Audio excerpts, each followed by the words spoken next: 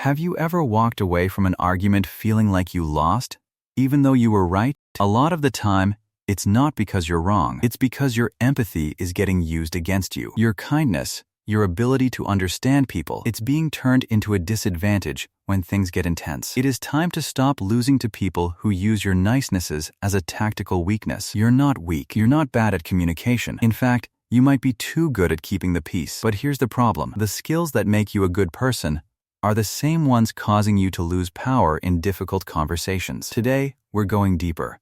Not just what's happening, but why it keeps happening, and how to break the pattern without becoming someone you're not.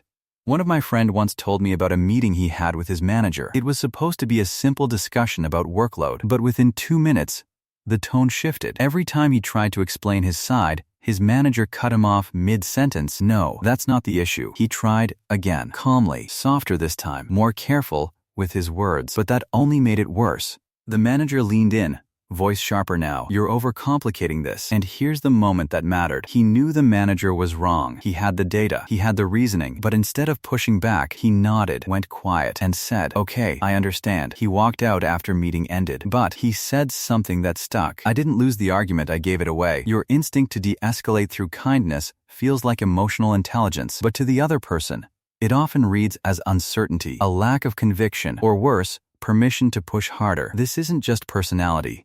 It's biology. When conflict rises, your nervous system can trigger a fawning response. You prioritize harmony. You avoid friction. You abandon your own boundaries to stay safe. Your brain isn't asking what's right. It's asking how to make the tension stop. If you've always been the peacekeeper, in your family, in your friendships, even online, you've trained people to expect one thing, that you will eventually give in. There's always a moment. It's subtle. You think, it's not worth it, I'll just let it go. And sometimes, that's wise. But when it becomes a habit, that's where every time you let it go when it actually matters, you don't create peace.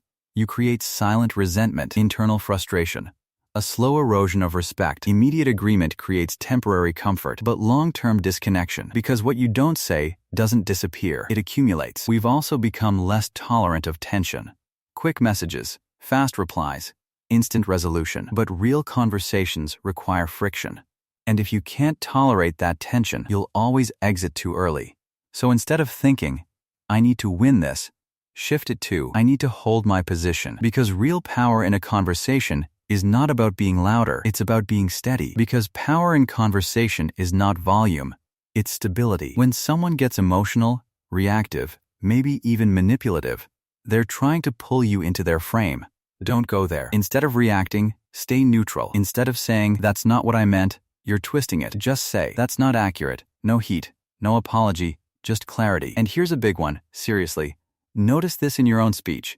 Stop saying, "I'm sorry, but." It weakens everything that comes after it. Try this instead. "Here's my perspective. That doesn't work for me. I disagree." No permission needed. When someone says something unfair, never respond immediately. But try this instead. Take a pause, just 3 seconds, that's it, and watch what happens. Silence takes away that emotional reaction and makes the other person sit with what they just said. So, before you respond, pause, take a breath, hold eye contact. It calms you down, and it shows control. Most people rush to fill silence, but when you don't, the whole dynamic shifts from reactive to grounded. Remember, some people will try to derail you. They'll change the topic, bring up old issues, create confusion. Don't follow. Repeat your point calmly. "That's not what we're discussing. We can come back to that. This is the issue right now." No drama, just consistency. And listen, this matters too. Not every conversation deserves your energy. If it starts going in circles, gets disrespectful, or just drains you, you can say, "This isn't productive right now. Let's talk later," and step away. But if you're always agreeing, always accommodating, that's not kindness. That's disappearing. You're not losing arguments because you're not smart.